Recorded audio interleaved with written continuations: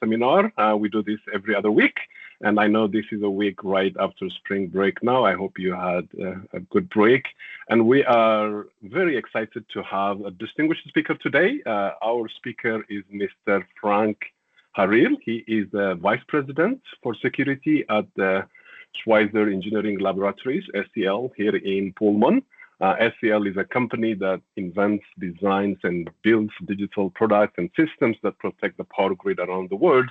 And SEL is also a big supporter of our CISR program. So every year when we have summer workshop, we make it a regular thing to go visit SEL. And so we are very grateful for the support we get there. Frank has a distinguished career in government and in industry before joining SEL as Vice President. Now he retired from the FBI in 2016. Where he devoted over 20 years to the investigation of sophisticated cyber attacks, terrorist incidents, and other federal crimes. And before that, he was in the U.S. Navy for nearly 10 years as a career pilot and jet flight instructors. He had told me to be brief in my introduction. I still have to mention this because of the relevance for our CISR program. Mr. Haril had earned his master's degree in information technology with emphasis in security and assurance from Carnegie Mellon University.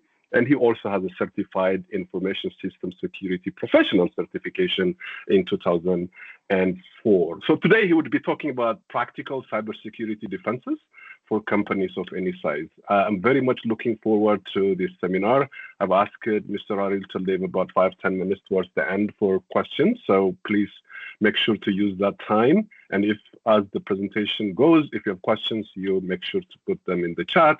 I will monitor them and make sure that they get asked in the end. Thank you very much again for taking the time. The floor is yours, Mr. Haril. Go ahead. Thank you very much. And I really appreciate the kind introduction.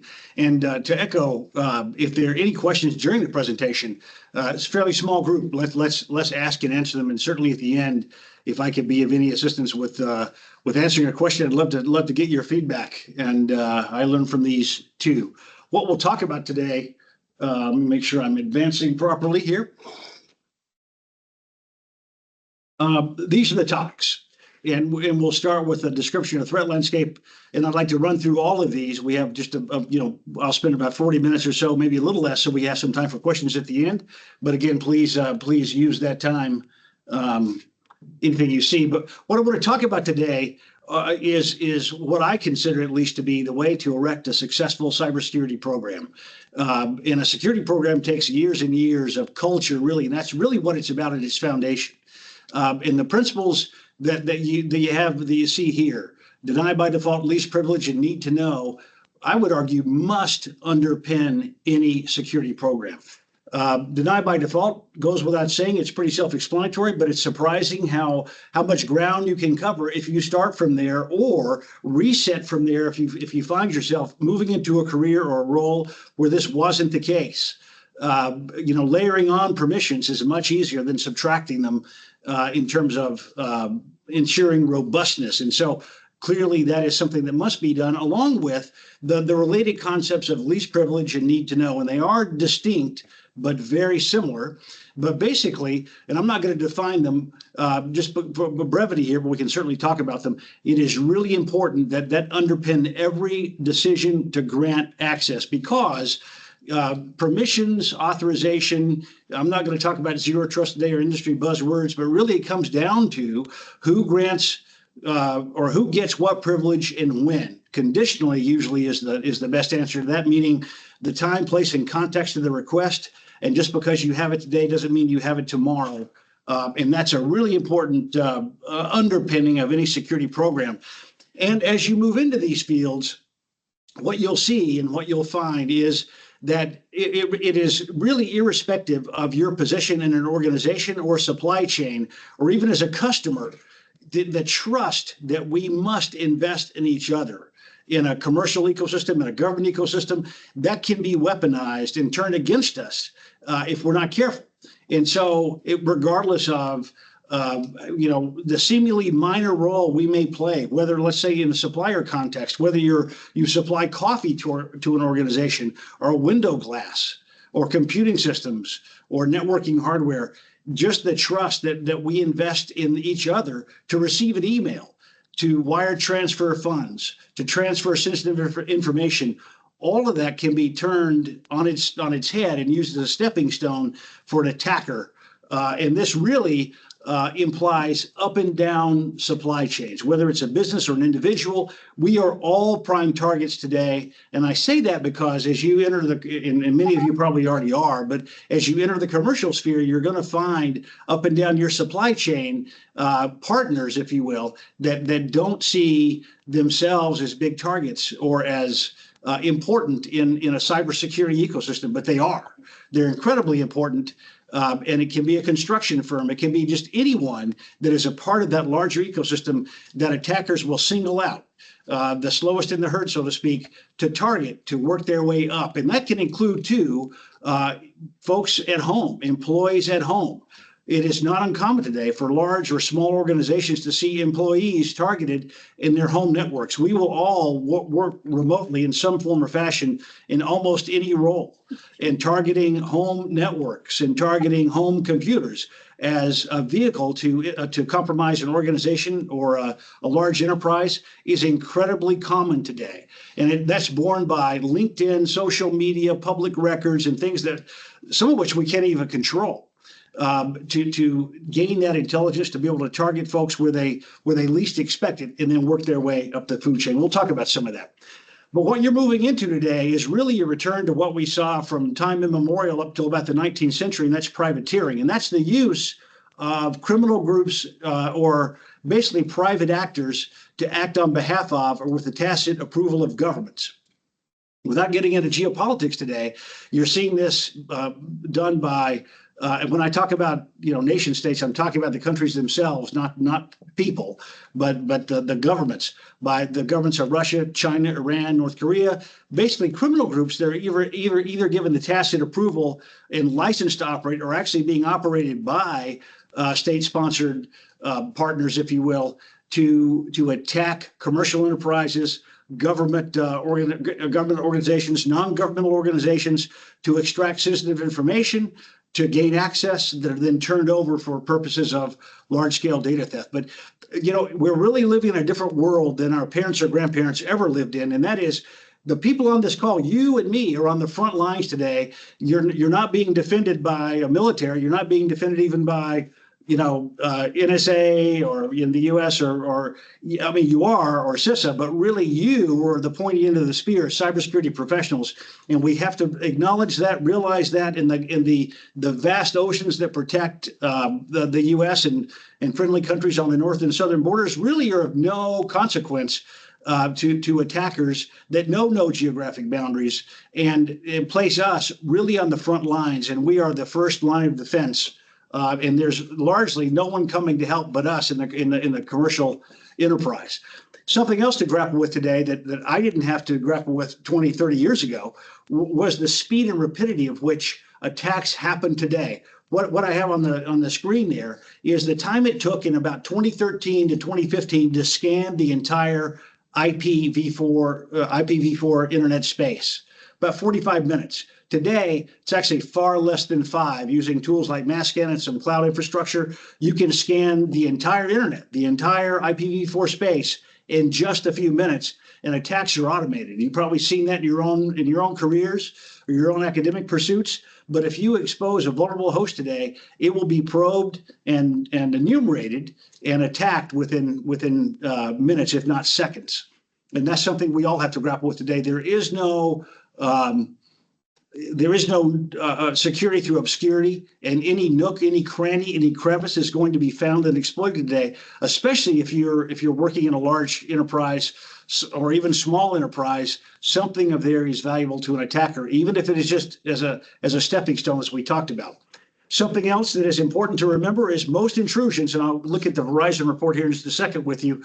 Most intrusions today really aren't zero-day attacks. They're exploitation of vulnerabilities, yes, but not necessarily zero-day attacks. I think we're all familiar. Zero-day is a vulnerability that has not been made publicly known, and those happen. We're going to talk about some controls that minimize that risk also. But they begin with stolen or reused passwords, and we'll get more into that here in just a second. But this is a good report from Verizon. You can see on the rightmost slide, and I'll have a link to this later if you're interested, but just the degree to which reused passwords, stolen passwords, and credential theft and harvesting is being used even by nation states, even in the most sophisticated intrusions. It begins there. It begins with phishing emails. It begins with spear phishing emails, largely borne by the information that we all largely make available through social media. And again, as I mentioned earlier, some things that we don't even control. For instance, and I'll give you just an example, the Washington State voter database, which consists of your date of birth, your home address, your full name, who else lives at that address, that's publicly available, can be harvested by and used by attackers. Similarly, in Washington State, if you go to the Washington State Digital Archives, marriage licenses are public record. What does that contain? Your full name, your partner's name, their full name, dates of birth, professions, all those things available for the harvesting and the use for whatever purpose. And that's just something that we don't control. Today, and I have two advisories up. There's a lot of good information, especially back in the 2023-2024 timeframe. There's been a little lull in this, but hopefully some more of this product will come out that really talks about, in really good, hard-hitting detail and very clinical detail, how attackers today are operating from a nation-state perspective, from a sophisticated adversary perspective, but living off the land, which is using tools and techniques that typically are present in an enterprise environment, or the red team assessments that really go through how a CISA red team, in this case, the U.S. Critical Infrastructure Security Agency, was able to exploit and maintain persistence in a large critical infrastructure enterprise inside or in the U.S., and really go through in some excoriating detail how they did it, what attackers are doing, how to defeat it, and the controls are the same. We're going to go through many of those here in a second, but I would point you to those. You'll get this in the links later on if you want to peruse these. But it really is important to understand that the constant vigilance is the key, and we'll go through some other tools and techniques that help us do that. I want to get quickly into risk assessment and mitigation. Something that we do in many enterprises, and certainly where I work, is we look at control effectiveness to mitigate risk. And we do it in a way, we call it KO, but you also hear it as the engineering hierarchy of controls. But it is how you can assess the effectiveness of a control. And notice that what is interesting about this, and this is in order of effectiveness, 6 is the best and 1 is the least effective. The least effective is training, followed by inspections and audits, and we'll talk about that. And all the way up to eliminating the need for the operation, and certainly eliminating the need for humans in the loop can be a very effective control. That is not to say that any of these are ineffective, though. In fact, you can make a strong argument that the humans in the loop are the first and last line of defense. And that is definitely true with cybersecurity. And that is why employee training, employee awareness training, even though you're going to see some of it criticized, is an incredibly important control, even though arguably it's the least effective. It's the only one that we have in some cases. And we'll talk more about that. But let's talk about how an average company, there are different ways to do this, estimate risk. And you've probably all seen a grid like this. You roll from extraordinarily rare up to a regular occurrence and give it some sort of ordinal, some sort of a numeric scale, and then assess the consequence, and then simply multiply those and come up with what really amounts to inherent risk based on the potential consequence of the event based on its probability.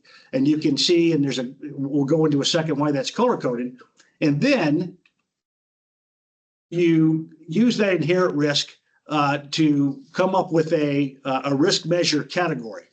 Then you multiply that by going back to the effectiveness of the control, whether that's an endpoint detection and response system, whether it's training, whether it's a combination of several of these controls. You come up with an estimate of the control effectiveness and multiply the inherent risk over the reciprocal of the control effectiveness, coming up with basically what you can accept, the residual risk.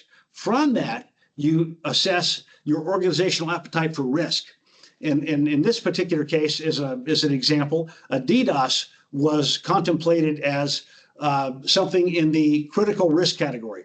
And for most companies, that's going to be something that requires controls. You can usually accept in a lot of corporations something moderate or low risk in terms of residual risk. So you apply a set of controls, and there are different ways to estimate the cost of this. And I'm not going to get into this here for the sake of brevity, but you then multiply using that very simple equation and then derive the risk category. And you'll see companies do this, and you'll need to do it for different certifications that we're going to talk about, all the way through to arrive at the residual risk that you consider to be acceptable. And that's what someone in the enterprise is going to sign off on. And that is generally repeated at least once a year or several times a year. And you're going to be doing this for hundreds of risks, cybersecurity and otherwise. You'll often hear that referred to as a risk register, and you're often going to hear that or see that done in either Excel spreadsheets or what are called GRC tools, governance risk tools. And again, that is an enterprise constant that you're going to see in any mature organization. This will be done as a way to calibrate both what you're willing to accept as a risk and what is going to be the acceptable outcome after all controls are applied. One thing that any successful company that is reasonably mature is going to do is to embrace some sort of a cybersecurity framework. You're going to hear several in the arc of your career, and there's a plethora of them, actually. The NIST Cybersecurity Framework, we'll talk about that here in just a second. The CIS Critical Security Controls is another commonly used one. Some specialized one like PCI for payment card industry standards. But the ones that are the two that I think apply to most large enterprises that are global in nature and that operate internationally is the ISO 27001 family of standards, but really ISO 27001, a security framework, which can be viewed as the overall enterprise architecture framework that governs the entire information security management system. And inside that, you'll see in a lot of companies that manufacture devices for industrial control systems is the IEC 62443 family of standards, something to have in your vocabulary and to understand. And we can go into more detail about that offline if you'd like. But those are the two big families of standards or that you will see embraced globally by big manufacturers, including one here in Pullman. But let's talk about incident response for a moment, and I'll do that in the context of the NIST cybersecurity framework. The good thing about NIST frameworks, NIST frameworks, and you'll hear several of those referred to, 800-171, 853. Those are for more government applications, and the NIST cybersecurity framework for commercial applications. You can see the different components of that on the screen. And really, from an incident response standpoint, the cycle that you see there, the governance controls the entire framework, but recover or identify assets, protect the assets, detect, respond, and recover. And those last two categories are incredibly important. And you'll see this in the military. You'll see it, borne out in large enterprises, and that is the need to train proverbially like you fight. So incident response exercises are performed by most mature organizations at least quarterly, simulating anything from a supply chain compromise to a distributed denial of service attack to just about anything you can imagine that is reasonably foreseeable and borne out by the risk assessment that we talked about, because it is incredibly important to know what you're going to do, who you're going to involve outside an organization. And that could involve, and usually should, be someone on retainer as an external incident response firm, something that you hopefully never have to actually engage. Most incident response firms today, they're large and mature themselves, will offer this retainer, and if you don't actually have to call these specialized services in for an actual incident response, they'll work with you to refine your incident response program, to conduct penetration testing, which we'll talk about here in just a minute, and to do a bevy of things to make the organization more resilient, basically a credit for things they didn't have to do on the incident response side. But we're going to talk about at the end of this presentation some really dramatic breaches that have impacted all of us most likely as citizens. But it is incredibly important that you train for that. You know who to call. Are you going to involve the FBI? Are you going to involve CISA? Do you know who to call in terms of your regulatory agencies? Are you going to involve your insurance companies? And the answer is to all those really should be yes. But you have to write that down ahead of time. If there's anything too, I'm often asked this, what skill can we cultivate in terms of a cybersecurity profession and career?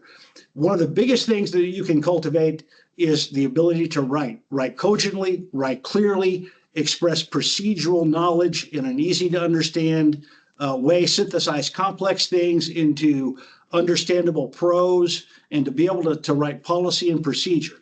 That is sometimes the most difficult thing to do, but something that can bear the most fruit and something that can simplify large, complex incidents. It can actually prevent small incidents from turning into large-scale catastrophes. And too often, companies and even government agencies get into situations they have not contemplated, they have no written procedure for, they haven't trained, they haven't, they don't know what to do. And in the fog of war, in the fog of this incident, it's really difficult to create those processes on the fly. So if I can offer any advice, it is that. But let's talk about some practical defenses. Now, you're going to hear a lot about, sort of the castle and the moat, the fortress philosophy as being, without merit today. That's certainly true in a sense. However, I'm going to suggest to you that it is incredibly important as you move into whatever capacity or whatever job that you're in. If you're responsible for defending that enterprise, that organization, it is incredibly important to define the external risk surface. What do I mean? What is on the outside that the attacker is going to see? And remember, we talked about how quickly it can be scanned today and found, and it will be. It is incredibly important for you as the security team, the security professionals, to know that first, to be able to get to that first, patch it, assess it, etc. There are a lot of good external tools today, and we're all familiar with Nmap and all those things that you can use to enumerate your external service. There are commercial assessment platforms for companies today that continuously examine an external surface and rate it with a numeric score or a letter grade. And you're going to deal with these services and you may already be in the private sector. One of those is Security Scorecard. You can sign up for a, quote, free account to monitor your own corporate surface, but customers are going to procure these services to monitor you in real time. Others are BitSight, BITSIGHT, Coalition Control, which is part of the cyber insurance industry, Panarrays, and many others. Black Kite is another one. And those are services that you can use actually to inform your own external surface enumeration so you know what an attacker is going to see, and you can make sure that you're never exposing a weakness, again, to something that's going to be discovered and found out quickly. So what I want to talk about here are some of the controls, and there are many others, and this is a pretty busy slide, but I want to walk through from sort of the core of it all out to the outer perimeter here, and then I want to relate at least one of these controls to an incident that we'll talk about, kind of in the form of a question if we have time. And that is, it starts with training. It starts with a security culture. And really it starts with physical security, though it's not on this slide, that there really is no cybersecurity without physical security. So whether it's a data center that you're outsourcing trust to, or whether it's your own data center, whether it's your own enterprise with whether it's remote work, you have to have your computing devices in a reasonable degree of physical security. You can also achieve that through encryption. But you have to think about that first. What will happen if the device itself is exposed to an attacker physically, or the network, or the cabling? All those things come into play, and they all play back into those standards that we talked about. The next thing that it really is the table stakes today is endpoint in a network detection and response system. I think we probably all understand this, but traditional signature-based AV, certainly in any sort of a non-home context, is really a non-starter today. You need the ability to look at behavior, to look beyond signatures, and I think any competent enterprise is doing that today, and we're going to talk about how to monitor that here in just a second. But that is also something that is a must-have. I'm not going to go through brands. There are 2 or 3 that are predominant, but it's a fairly specialized space and rapidly evolving. The next biggest threat that you will have to grapple with is actually just email. We talked about the Verizon report, which is certainly worth your time in reading, but it is something that it is a way that an attacker can reach out and touch each and every one of us today, either on a desktop device, where it's a bit easier to see, there's more screen real estate, or on a mobile device, which are incredibly powerful personal computers, or via text, or any sort of digital communication.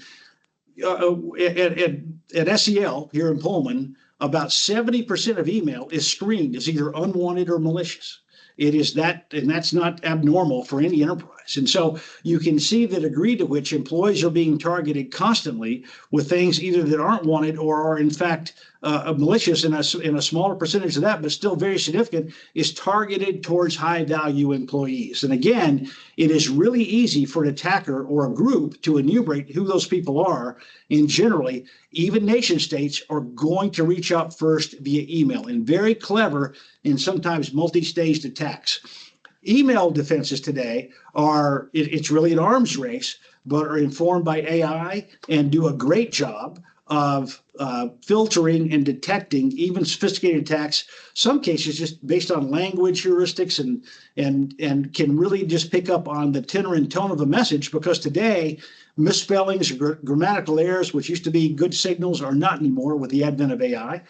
But email defense, even if it's 99.99% effective, means that some of these malicious attempts are going to get through. Hence the training at the core, and then also the EDR under that. So and also network detection and response. So if there is malicious activity, you stop it in its tracks. And we'll talk about rapidity and speed of action here in just a minute. Another layer that you may not be as familiar with, but it's incredibly important, is a web proxy. And again, there are 4 or 5 providers of that type of service. And I can go into brands if you want to talk about them offline. But that is a gateway that is looking at every attempt to connect, and you can also use DNS filtering, kind of the same thing. Every web transaction to or from is either it's brokered and denied, or allowed through. And so then you are acting as another layer, and think of it as the Swiss cheese model you may have heard of. Another way that if there's a hole that an attacker has found and is attempting to communicate out, or an employee is attempting to interact with a hostile or malicious website, it is stopped at the web proxy level and reported back to the employee, reported back to the security operations team, and stopped there. On the outside of that rests the traditional firewalls. And you'll hear the term, and you're probably very familiar with next generation firewalls, which also have an embedded intrusion detection, intrusion prevention function, and can also give good east-west alerting versus north-south. And if you're not familiar with that term, and you likely are, north-south is basically in and out of the enterprise. East-west is inside the network infrastructure. And then finally, and something that is often overlooked, and we're going to talk about that in a little bit more detail, is the web application firewall infrastructure. To be distinguished from, but very important, in addition to traditional firewalls. And a web application firewall is looking at what's happening in terms of transactions on web assets, generally inbound to the enterprise, whether it's SQL injection, whether it's cross-site script, whatever it is, if it's occurring via the web, or it can just be Tor traffic or other anonymization traffic. It can block based upon your risk appetite, and certainly any known bad attempts are blocked at that WAF level, and that's incredibly important also. And again, and we'll talk about an instance where it was overlooked by hundreds of enterprises, and the price was paid accordingly. On the right column there are some controls and techniques that it's really important to ensure that you understand and incorporate and ask questions about, and that is the importance of network segmentation. We'll go into rapidity of action here in just a minute. A security operations center If it has to be outsourced, then outsource it. It's better not when it's not outsourced, but something that allows you as an enterprise or an architect to have 24/7 monitoring of threat signal. It used to be a couple of decades ago, folks would go home on a Friday and come back on a Monday and look what alerts were generated. If you do that today, you're going to be compromised. And so it is really important that every threat signal is processed, and we'll go into the timeline here in just a second, within really a matter of seconds. Some of that can be automated, but not all of it. You're going to see all that fed into a SIM, a security incident event management platform. And there's so many acronyms in this business today. I'm not going to go through them all, but there are 2 or 3 providers of SIM technology, and you'll see that as a constant in almost every company. Privileged access management, administrative access must be protected even more vigorously than general user accounts. And you're going to hear that referred to as a PAM solution. That is really important. Those two can be attack avenues. So it's really important that we protect that interface. MFA, multi-factor authentication, at home and at work must be ubiquitous everywhere, all the time, along with conditional access. If you have any accounts or any services or any platforms, really at home and certainly in an enterprise, that are not protected by both MFA and conditional access, then you have a problem. And it has to be dealt with as a risk that is not mitigated properly. I'm not going to talk too much about encryption at rest and in transit, but it's an expectation today. And then finally, deception technology, which is something that few people talk about, but it's in use in a lot of companies. And those are basically canaries, if you will, from the canary in the coal mine analogy, that if interaction occurs with them, something anomalous is happening and requires instant investigation. And that's something you're not going to see companies go into great detail about, but it is something that is used heavily as an assurance, as an extra check that you don't have anything malicious moving in the environment. Really important. Talked about constant vigilance. This is what, and actually this is something that the company CrowdStrike, an EDR provider, started in terms of a time expectation years ago. But it's something that many companies embrace, and actually with more rapidity than what you see.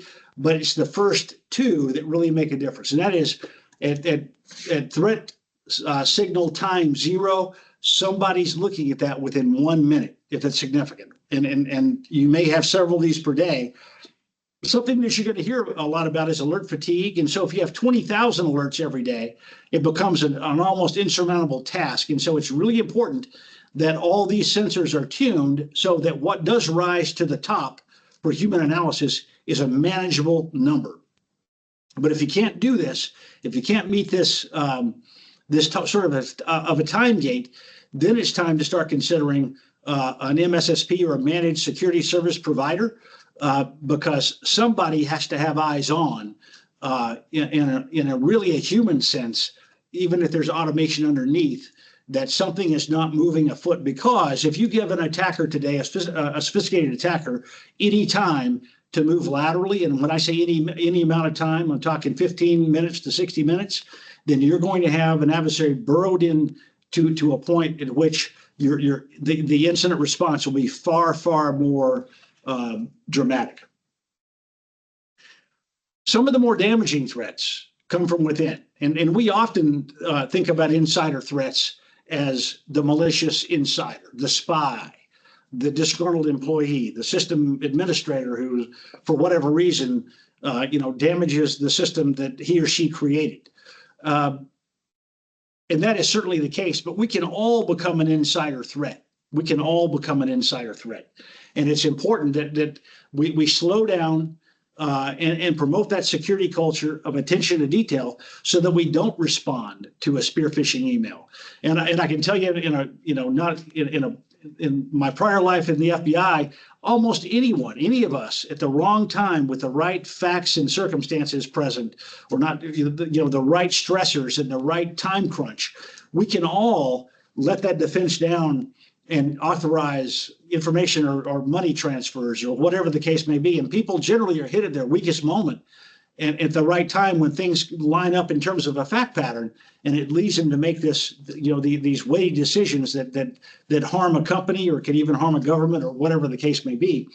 But that's incredibly important to realize. That insider threat does not just mean people that have a malicious or malign intent. It can also mean carelessness. It can mean negligence. It can mean a lot of things.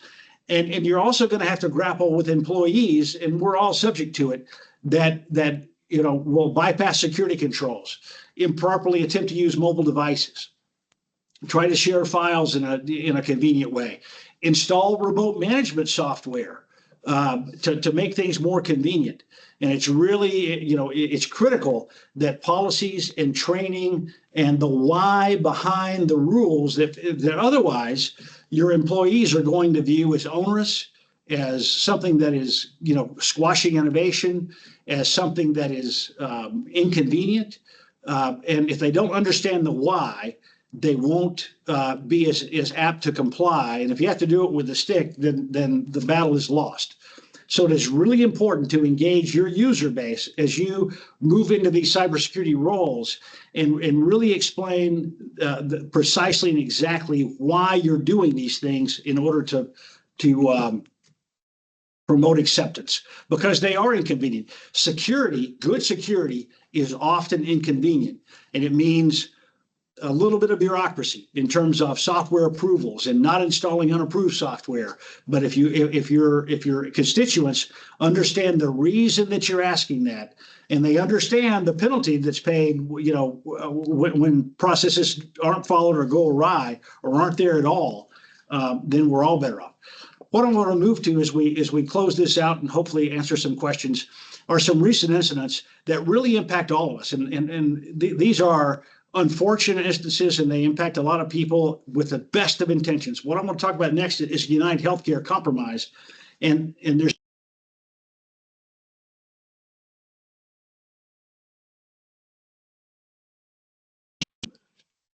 let me do a sound check. Somehow that muted. Am I still good on audio? Now you're fine. You were muted just for a second, but you are okay. Back Great. now. Sorry about that. So this is the actual CEO of the United Health Group testifying before the House Energy and Commerce Committee. I'm not going to read this, but you can see how this happened, and that goes back to the central point that we described about understanding your external risk surface, and understanding that you can't expose anything to an attacker or to the public. It will be found and exploited. And I will caution all of us as you move into these roles in cybersecurity to be very careful of remote access tools that you can't protect with a web application firewall, that you can't protect with an EDR. And if you're relying solely on one provider, that sole provider, to broker access like this, bad things happen. This particular breach impacted 1/2 of the U.S. population. I think it impacted Washington State University through a third-party provider, and there's nothing you can do about it. But it is now. But this is the price that we pay for inattention to detail, and these are excoriating decisions. Once this was a Russia-based ransomware group, this was a really difficult decision to pay ransom. I think it was $22 million, and it didn't solve the problem. And you can read the comment there, but I think today the estimate is that 1/2 of the U.S. population was impacted by a breach like this. So one mistake, one attack surface enumeration mistake can cause a situation like this. The attacker was able to gain that foothold, move laterally for several days, and then strike at the time of their choosing. Okay, let's talk about, and as we close here, the MOVEit compromise. MOVEit was a mass file transfer platform. I think you can read that on your screens. And here's my question. Somebody can answer in the chat, maybe, or I'll answer my own question if not. So this was a SQL injection attack. Hundreds and hundreds of companies were compromised in this particular MOVEit by Progress Software zero-day vulnerability. But there's one control that we talked about that stopped that attack in its tracks. Which one was it? That's my question to you as we close. Any takers? Okay. It was the web application firewall. If you protected your MOVEit instance, and I won't name the vendors, but probably all of them, with a web application firewall, this attack by Clop, a Russia-based ransomware group, state-sponsored, was not possible. So with that, I will hopefully take any questions that you might have. Wonderful. Thank you so very much, Frank. That was a wonderful tour of very important topics, and I appreciated the commentaries in between about things to watch out for, including writing things to be communicating within an organization on what to do when things happen. I'm sure there will be questions. I'm going to see if there is any that has already been posed. There is one. Josiah is asking, with the increasing use of AI in work environments, how are you managing this integration? That's a great question, and it's been something that has been pressing for more than a year. And the way that we do that, and the way I suggest anyone do that, is first, it goes back to policy. Have a good, firm, open AI policy. When I say open, we all know it's there. We talk to employees about proper use, that we sanction, and through that web proxy layer that we talked about, restrict access to unapproved AI resources, and it's incredibly important that we embrace AI for productivity, for creativity, and to augment what we do. But it's also equally incredibly important that we do it in the right way, respecting intellectual property, understanding that where we're investing information that either is our own or entrusted to us by customers, that all of that has clear, bright line guardrails so that it cannot be used in ways that are improper, unexpected. And we talked about certifications and third-party audits that go with those. Any part of a service vetting program is going to look at AI service providers, whether or internal model constructs, to ensure that exactly what you need from those in terms of protection of proprietary information are present, and not just by claim, but by verification. Something I did mention too. Let me just briefly. It is also incredibly important as you move into roles in different companies to ensure that everything that you're doing is not only tested like vulnerability scanning, et cetera, but tested in a red teaming fashion by accomplished, skilled, preferably independent penetration testers. I didn't cover that. That is a great learning experience in another way that you gain confidence that the controls and measures that you have out there to protect everything are effective and efficient. And there's no other way to do that than attempt to break them in a controlled manner, much like we're talking about with AI today. Wonderful. Other questions? If you would like to unmute yourself and ask, that would be also possible. So you could either put your question in the chat or unmute yourselves. We do have some time for a couple questions, I think. Maybe while somebody's thinking of a question, Frank, I could ask one very general question. Most of the audience here, the students, are cybersecurity professionals, aspiring to be cybersecurity professionals. They are either in computer science or majoring in cybersecurity. And one thing we have seen in the past, they ask when we have a summer workshop and we ask people from industry for sharing their experience or giving an advice. So you already had a few incidents along your presentation, talked about good practices and what professionals should be doing. But if you were to pick out one other thing, maybe outside of AI, because you have addressed that right now, one other thing you want to emphasize that they should take when they have an entry-level kind of job, their first kind of cybersecurity role that they would play, what will be your one advice that you would want them to go with today? It is, if I understood the question, I think what is really important is the gaining of practical experience. And whether that's through an internship, summer employment, but also home lab work. That is always something that's accessible to anybody with low or even no cost equipment. And having the experience of setting up, we talked about a SIM, a home version of Splunk, the Elk Stack, but experimenting and working through problems and configurations at home, I think is a worthy thing that any of us can do, and probably many of us do. But that is something that is, I think, it is good fodder for interview conversation, et cetera. And we'll be happy to help you along that path too. I see a question about remote access tools have been issues. The answer is all of them. If you go back to living on the land, that CISA document, you'll see remote management tools, remote access tools are part of that ecosystem that attackers will use, even if the tools themselves are part of a good cybersecurity or a good enterprise program. You have to know what is authorized in your environment, who should be using them, and why.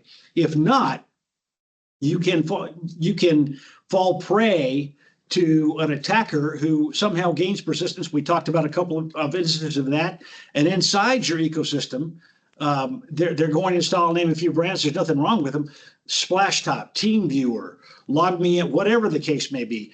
If you don't know those are unauthorized, or you don't understand the contours in which they should be used, then that traffic will not be noticed. And again, that comes back to tuning an EDR platform to alert on even legitimate uses of those things. You can also look at, and again, just like we looked at Citrix in the case study that was, congressional testimony, there was another large supplier out there of a remote management tool that resulted in the compromise of, it was the U.S. Treasury. And so it is really important when you have these, again, monolithic things that are out there that can provide access into an enterprise, and they can't be protected by some other layer, whether it's an EDR, whether it's a web application firewall, that you pay special and particular attention to those. A VPN. Look at, some of the VPN compromises that happen today. That is really something to pay attention to, because that can give an attacker, a single point of access deep into the heart pierce all the controls into the heart of the enterprise. So that is something that's not going to change in the next few years. All this is rapidly changing, and you're going to get buffeted by a lot of acronyms and a lot of vendor hype, but the first principles remain the same. And we talked about some of those. Wonderful. Any one last minute question? I think we have a minute or so to take one last question if somebody has one.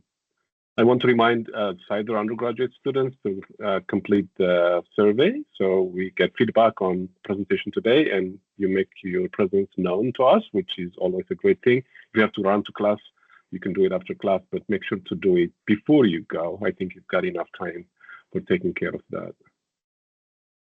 No, and I would just, going back to your earlier question about what would be useful, is look at emerging technologies. Software-defined networking is one of those, either in the IT environment or OT environment, and look at and stay on the cusp of not just AI and what's sort of hard to miss in the technical press, but some of the technologies that also hold great promise to reduce risk that may not get the same press coverage in the technical media that other things do.